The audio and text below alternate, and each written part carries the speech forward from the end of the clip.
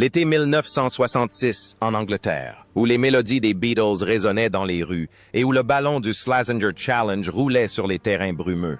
C'était l'année où l'équipe nationale chilienne participait à la Coupe du Monde après avoir remporté la médaille de bronze 4 ans plus tôt. Bien que leur parcours en Angleterre n'ait pas été aussi spectaculaire qu'espéré, s'arrêtant en phase de groupe, cette génération de joueurs reste une légende. Une génération qui a écrit une page de fierté et de tragédie dans l'histoire du football chilien. 58 ans ont passé. Ces jeunes hommes d'une vingtaine d'années sont désormais âgés ou sont devenus des figures emblématiques de la mémoire collective. Revenons sur la vie des joueurs chiliens de 1966. Elias Figueroa est devenu un véritable phénomène du football mondial. À 19 ans, alors que ses pairs cherchaient encore leur place, Figueroa s'imposait déjà comme un pilier de la défense grâce à son calme exceptionnel. Doté d'une intelligence de jeu hors pair, il n'avait pas besoin de tacles rugueux. Il pouvait neutraliser n'importe quelle attaque avec grâce et précision. Sa performance lors de la Coupe du Monde 1966 a posé les fondements d'une légende, celle de celui qui serait plus tard considéré comme le plus grand défenseur de l'histoire sud-américaine. Après ce tournoi, la carrière de Figueroa a pris un tournant décisif. Il partit pour l'Uruguay afin de jouer pour Peñarol, puis pour l'International au Brésil, où il devint le meilleur joueur sud-américain pendant 3 années consécutives, 1974-1976, surpassant même des légendes comme Pelé et Zico. Figueroa n'était pas seulement un joueur, il incarnait l'élégance sur le terrain. And dehors, c'était un véritable gentleman, menant une vie privée irréprochable, à l'abri des scandales et affichant une assurance et une détermination sans faille. Il conciliait la gloire du football et sa vie de famille grâce à une philosophie simple. Dignidad no tiene precio, la dignité n'a pas de prix. Outre le football, il était également un homme d'affaires prospère dans le secteur viticole et s'investissait activement dans des œuvres caritatives à travers sa fondation éponyme. L'aspect le plus frappant est le lien entre son rôle sur le terrain et sa vie privée. L'image d'un leader exemplaire semble avoir étrangement imprégné son existence. Sur le terrain, il anticipe le moindre danger, and dehors. Figueroa est également un homme qui prépare méticuleusement chaque étape de sa vie. Aujourd'hui, à 79 ans, Elias Figueroa mène une vie épanouie dans son Chili natal. Ambassadeur mondial du football, figure emblématique et expérimentée. Il inspire régulièrement les jeunes générations. La flamme de sa passion brûle toujours avec la même intensité. Et à chacune de ses apparitions, les supporters voient encore l'image immortelle de Don Elias sur la pelouse. Lors de la Coupe du Monde 1966, Ignacio Prieto, alors âgé de 22 ans, était un jeune défenseur prometteur. Son jeu intelligent, son sens aigu du placement et son sang-froid exceptionnel ont fait de lui un pilier de la défense. Prieto défendait non seulement avec force, mais aussi avec la vision tactique d'un milieu de terrain, ce qui faisait de lui un joueur précieux et polyvalent aux yeux des entraîneurs. Après ce tournoi, la carrière de Prieto a pris un nouvel essor. Il est devenu le premier joueur chilien à connaître un succès significatif en Europe, en évoluant au LOSC Lille. De retour en Amérique du Sud, il a remporté des titres majeurs avec le national en Uruguay. Sa carrière d'entraîneur a ensuite été tout aussi brillante, menant l'Universidad Católica à de nombreux championnats. En dehors des terrains, Prieto est une personne méthodique, déterminée et disciplinée. Il insiste toujours sur l'importance de l'éducation et du savoir dans le football, convaincu qu'un bon joueur doit avant tout être une personne cultivée. Il consacre une grande partie de son énergie à l'éducation physique des enfants et à des projets de développement communautaire. L'image d'un architecte sur le terrain de football semble avoir étrangement marqué sa vie. Il a bâti sa carrière et sa vie avec méthode et solidité, à l'image de l'organisation défensive qu'il menait dans sa jeunesse. Aujourd'hui, à 82 ans, Ignacio Prieto coule une retraite paisible. Bien qu'il n'entraîne plus directement, il demeure un conseiller avisé et un mentor expérimenté, toujours prêt à partager son savoir. Son parcours est une source d'inspiration inépuisable, un exemple de réussite tant sur le terrain qu'avec un esprit vif.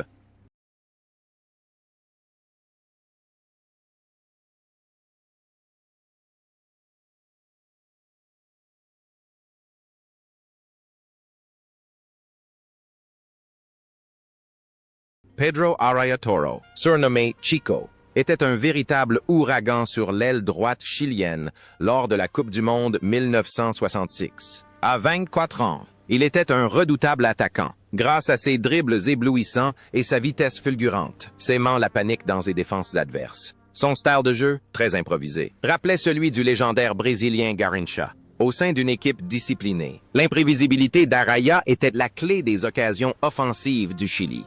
Il était bien plus qu'un simple ailier, une source d'énergie inépuisable.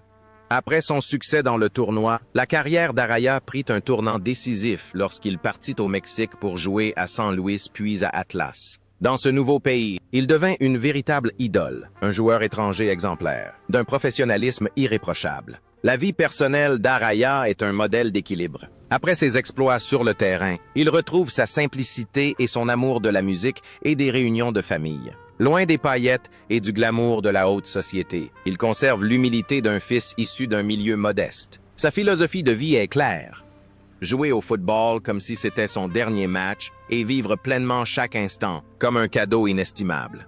Ce qui est frappant, c'est le contraste entre le Pedro Araya fougueux, parfois impulsif, sur le terrain et le vieil homme doux et calme en dehors. Aujourd'hui, à 83 ans, il coule une retraite paisible dans sa ville natale. Bien que ses jambes ne soient plus aussi agiles qu'avant, son esprit reste entièrement dévoué au football. Il assiste régulièrement aux matchs de l'équipe nationale et prodigue toujours des encouragements aux jeunes joueurs. Son parcours témoigne d'un amour pur pour le football, d'un homme qui continue d'inspirer les jeunes joueurs par son dévouement et sa passion.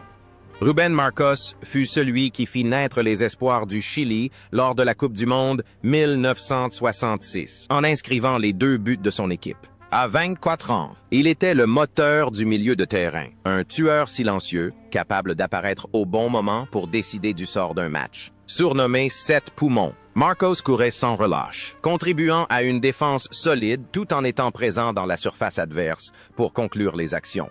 Ses performances brillantes en Angleterre ont prouvé qu'il était l'un des milieux de terrain les plus complets que le Chili ait jamais produit.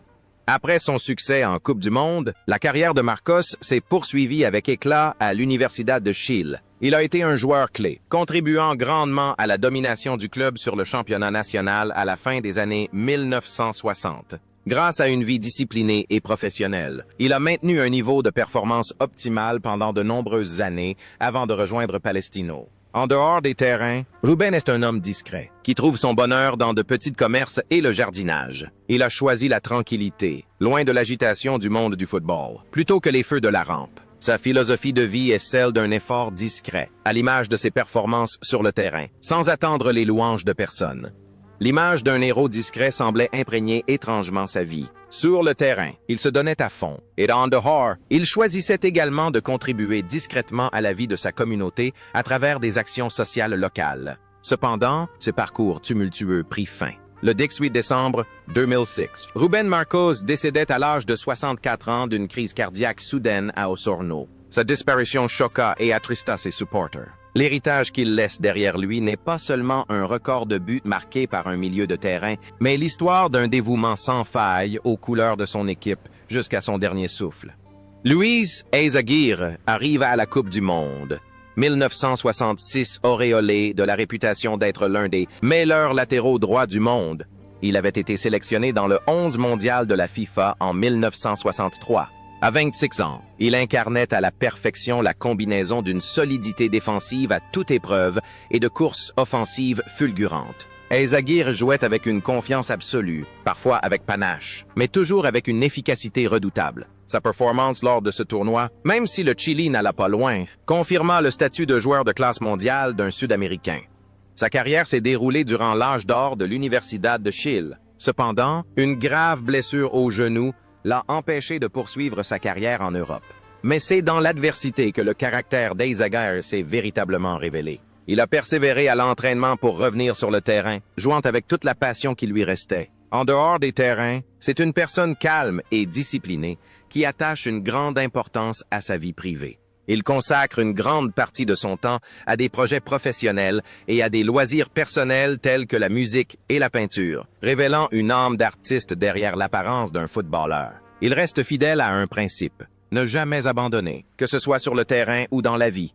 Le contraste entre un guerrier inflexible sur le terrain et un homme romantique et raffiné en dehors lui a toujours valu l'admiration de ses fans. Aujourd'hui, à 86 ans, Luis Eizaguirre coule des jours paisibles en famille à Santiago. Malgré son âge avancé, il conserve toute sa vivacité d'esprit et sa passion pour le football. Son parcours est une magnifique histoire de résilience, prouvant que si la gloire peut s'estomper, la classe et la dignité, elles, perdurent. Francisco Valdés, surnommé Chamaco, fut l'un des plus grands talents du football chilien lors de la Coupe du Monde 1966. À 23 ans, malgré un temps de jeu limité, il révéla tout son potentiel de futur meneur de jeu grâce à une vision tactique brillante et des passes millimétrées. Il jouait avec une grâce extraordinaire, simplifiant les situations les plus complexes d'une simple touche de balle. La carrière de Valdés fut jalonnée de records. Avec 215 buts, il devint le meilleur buteur de l'histoire du championnat chilien, un record qui tint des décennies. Il fut l'âme de Colo-Colo lors de la finale historique de la Copa Libertadores en 1973. En dehors des terrains, Valdés était un véritable artiste, joyeux, libre d'esprit et croquant la vie à pleines dents. Après sa retraite, il se consacra à l'entraînement des jeunes et devint une figure emblématique du football. Il a toujours prôné une philosophie optimiste. Le football est un jeu, la vie aussi, profitons-en pleinement. Le lien entre son rôle de meneur de jeu sur le terrain et sa vie privée était naturel. Toujours au centre de l'attention, il créait des liens authentiques avec les gens. Pourtant, ce parcours glorieux et joyeux prit fin brutalement. Le 10 août 2009, Francisco Valdés décédait à l'âge de 66 ans d'une crise cardiaque soudaine à son domicile. La disparition de Chamaco plongea le Chili tout entier dans le deuil. Son héritage ne se limite pas à ses buts, mais englobe un mode de vie généreux et une passion pour le football qui ne s'est jamais éteinte.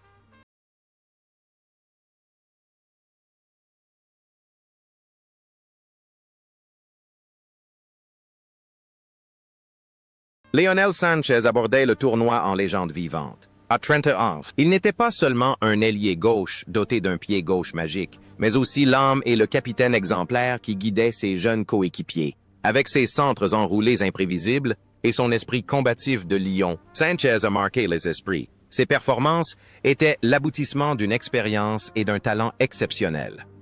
Un véritable artiste sur le terrain, mais aussi d'une ténacité incroyable quand il le fallait. Le parcours de Sanchez après 1966 témoigne d'une fidélité sans faille. Il a consacré la majeure partie de sa vie à l'Universidad de Chile, devenant la plus grande icône du club durant l'ère des Balleurs Azules. Malgré des offres de grands clubs européens comme le Milan AC et le Real Madrid, Sanchez a choisi de rester dans son pays natal, où il se sentait chez lui. Sa vie personnelle était un havre de paix loin des tempêtes des terrains. Mari et père exemplaire, il a toujours placé la famille au-dessus de toute réussite personnelle. Après sa retraite, il a continué à s'investir dans le football comme entraîneur et conseiller, transmettant sa philosophie du dévouement et sa passion pour ce sport. Étonnamment, l'image d'un guerrier bourru sur le terrain contrastait fortement avec celle de Lionel. Doux et souriant en dehors, il était toujours prêt à aider les plus démunis, notamment à travers des matchs de charité. Cependant, ce parcours exceptionnel prit fin brutalement. Le 2 avril 2022, Lionel Sanchez s'est éteint à l'âge de 85 ans après une longue lutte contre une maladie pulmonaire. Sa disparition a laissé un immense vide dans le cœur des supporters du monde entier. Son héritage ne se limite pas à ses buts ou à ses actions spectaculaires. Il incarne aussi le symbole d'un âge d'or du football chilien, une histoire de fidélité indéfectible.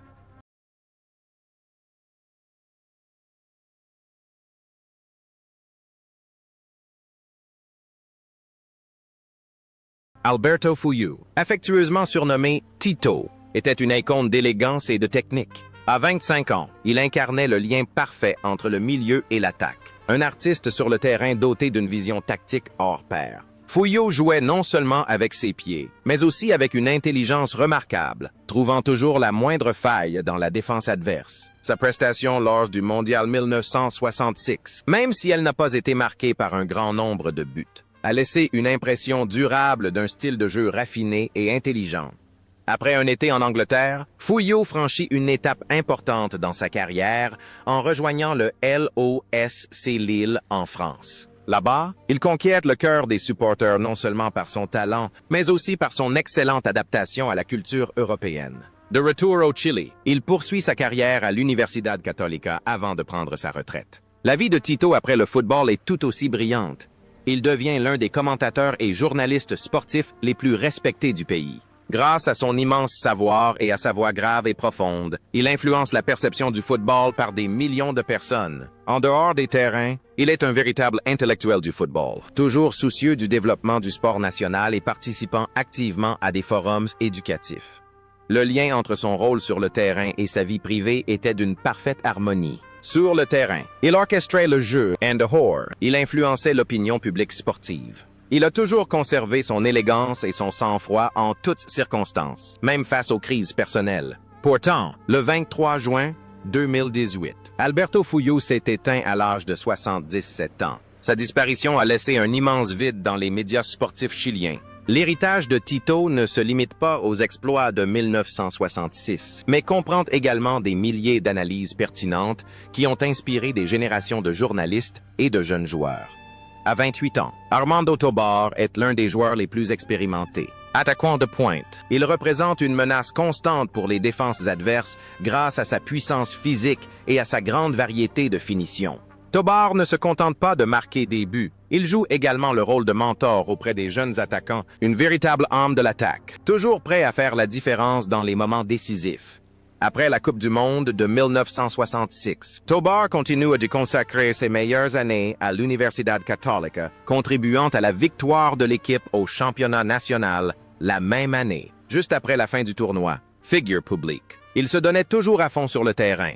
And the whore. Armando était un homme chaleureux qui chérissait l'amitié et était un pilier pour sa famille. Il participait à de nombreuses actions sociales locales, notamment à des projets de soutien aux anciens joueurs dans le besoin. Sa philosophie de vie, fondée sur le partage et la compassion, le rendit aussi populaire que son talent sur le terrain. Il sut toujours concilier la célébrité et une vie privée simple. Ce qui est le plus frappant, c'est le lien entre son rôle de héros, protecteur infatigable de ses coéquipiers sur le terrain, et sa vie personnelle. Il a toujours été celui qui apaisait les conflits et soutenait les plus démunis. Pourtant, la vie réserve parfois les épreuves les plus cruelles. Durant ces dernières années, il a lutté contre la terrible maladie d'Alzheimer, qui a progressivement effacé de sa mémoire ses souvenirs de ses buts. Le 4 mars 2016, Armando Tobar s'est éteint à l'âge de 77 ans. Son décès a laissé un immense vide, mais son histoire de résilience et de compassion restera à jamais un héritage inestimable dans le cœur de ses fans.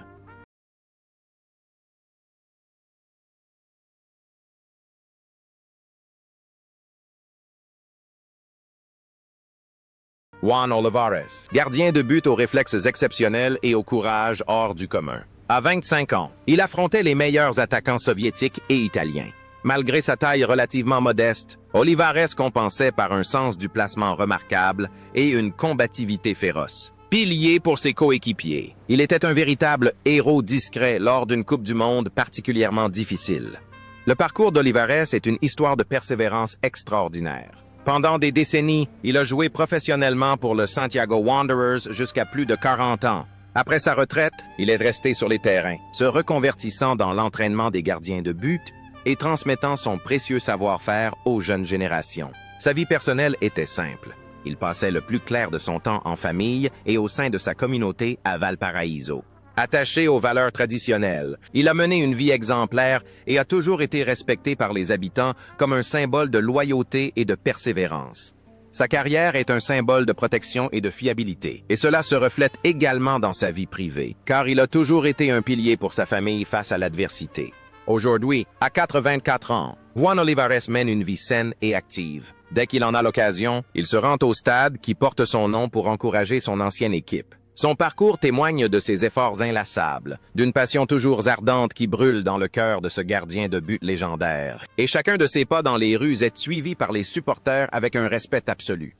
Humberto Cruz, surnommé Cheetah, était l'un des joueurs les plus frustrants pour un attaquant. Lors de la Coupe du Monde 1966, à 26 ans, il était un véritable guerrier en défense, grâce à son marquage tenace et son esprit combatif. Cruz est célèbre pour avoir marqué Pelé d'un tel point que la légende a gagné son respect. Doté d'une endurance hors du commun, il semblait être présent à chaque moment crucial du terrain, protégeant le but de son équipe avec un dévouement absolu.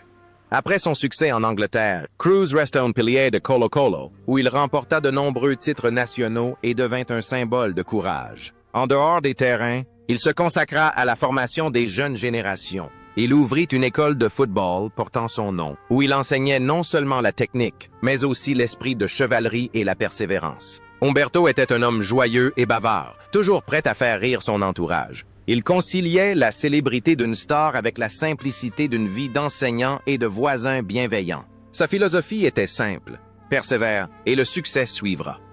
Ce qui est frappant, c'est le lien entre son rôle de protecteur sur le terrain et sa vie dans la vie. Il a toujours été un défenseur des valeurs morales et de l'amitié dans le monde du football. Aujourd'hui, à 86 ans, Umberto Cruz mène une vie saine et active. Il participe régulièrement à des événements de football vétéran, court toujours, sourit toujours et continue d'inspirer les passionnés de ce sport. Son parcours témoigne de la force de la volonté, et chacun de ses pas nous rappelle une génération dorée qui n'a jamais baissé les bras face à l'adversité.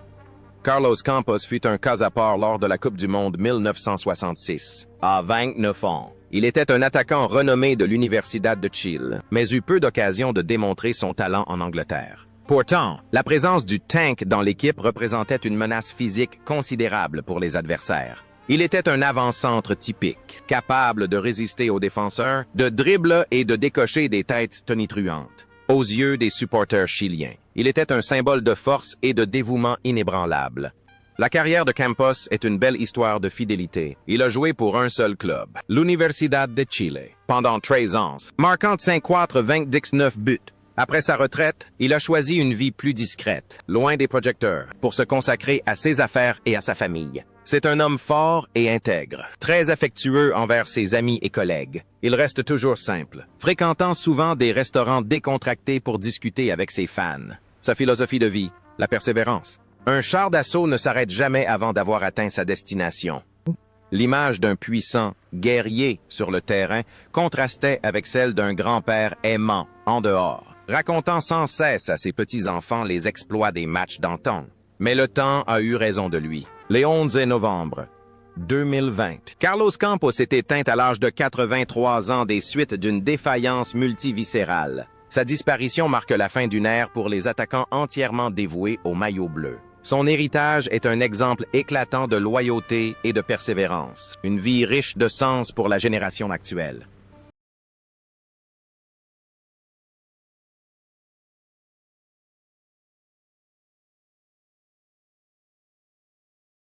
Jaime Ramirez participe à la Coupe du Monde 1966 à l'âge de 34 ans, ce qui faisait de lui le joueur le plus âgé et le plus expérimenté de l'équipe chilienne. Fort de son expérience lors de la glorieuse Coupe du Monde 1962, il joua un rôle de mentor et de figure exemplaire sur le terrain. Bien qu'il n'eût plus l'agilité de sa jeunesse, sa vision du jeu et sa capacité à le contrôler demeuraient des atouts redoutables. Il entretint la flamme pour la génération dorée, un héros discret qui sacrifia toujours son ego au succès collectif de l'équipe.